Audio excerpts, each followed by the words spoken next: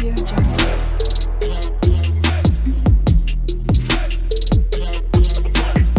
Audio Jungle. ಎಲ್ರಿಗೂ ನಮಸ್ಕಾರ. Welcome to my channel. ಇವತ್ತು ನಾನು ಗೋಧಿ ಹುಲ್ಲನ್ನ ಯಾವ ಥರ ಗ್ರೋ ಮಾಡಬೇಕು ಮತ್ತು ಮನೇಲಿ ಲಕ್ಷ್ಮಿ ಗಿಡ ಅಂತ ತಿಂಡಿಗಳನ್ನ ಯಾವ ರೀತಿ ಮಾಡಬೇಕು ಅಂತ ತೋರಿಸ್ತಾ ಇದ್ದೀನಿ.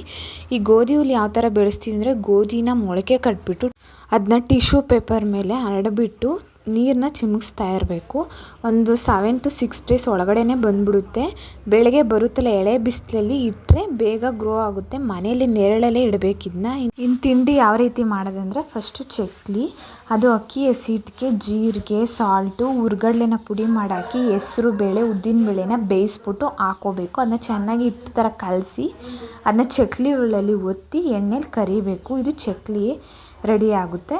ಇನ್ನು ನೆಕ್ಸ್ಟು ರವೆ ಉಂಡೆ ಮತ್ತು ಒಬ್ಬಟ್ಟನ್ನ ಮಾಡೋದನ್ನ ವೀಡಿಯೋ ನಾನು ಮಾಡೋಕ್ಕಾಗಲಿಲ್ಲ. ಮತ್ತು ಕರ್ಜಿಕಾಯಿನೂ ಅಷ್ಟೇನೆ ಮೈದಾ ಹಿಟ್ಟನ್ನ ಕಲಸಿ ಚಪಾತಿ ಹಿಟ್ಟು ಥರ ಚೆನ್ನಾಗೆ ಕಲಿಸ್ಬೇಕು. ಚಪಾತಿ ಹಿಟ್ಟು ಟೈಪ್ ಕಲಿಸ್ಬೇಕು.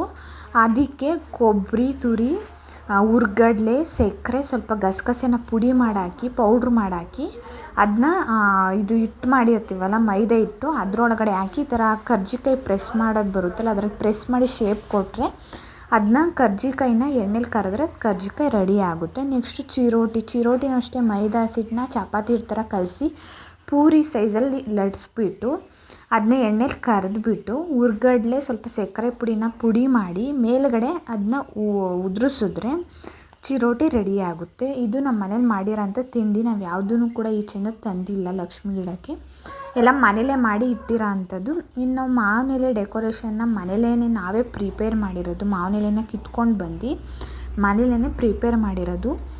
ಅದು ಯಾವ ಥರ ಪ್ರಿಪೇರ್ ಮಾಡಿದ್ವಿ ಅಂತಂದರೆ, ಫೈನಲ್ ಲುಕ್ ಈ ಥರ ಬಂದಿತ್ತು ನಮ್ಮದು ಡೆಕೋರೇಷನ್ದು.